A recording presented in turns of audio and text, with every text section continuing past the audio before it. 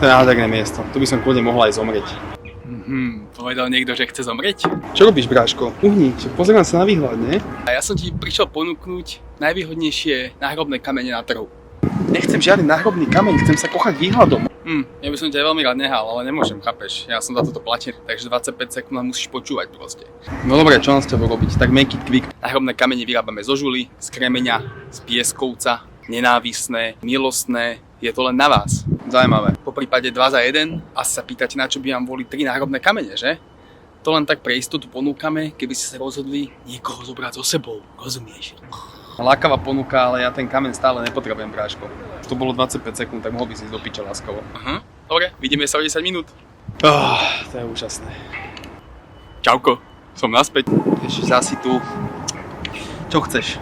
Náhodou nejaký náhrobný veniec si neprosíte?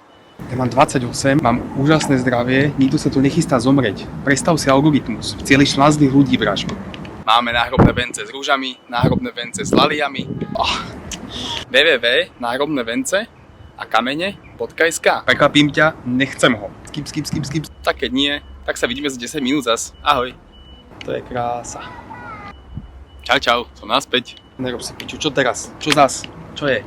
Okrem nemáte záujem o najlepšiu kremáciu v Bratislave? Nepotrebujem ani kremáciu, takisto ako som nepotreboval veniec a takisto ako som nepotreboval skúbený náhrobný kameň, lebo nezumieram. Chápeš? Spálené do 5 minút. Neostane absolútne nič. Ani jeden zub, ani jedna zlatá protéza. Čistý popol. Bráško, jak sa ťa zbavím, povedz mi. Jak ty sa máš chcieť zbaviť? To by si musel dať 13 € mesačne a dám ti pokoj.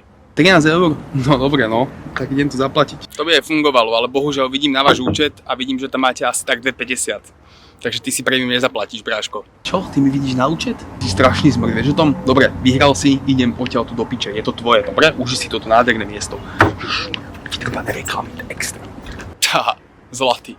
Si myslíš, že keď odíde, tak sa ma zbaví? To ma asi nepoznáš, bráško. Ja ťa budem nasledovať, dokým si to nezaplatíš.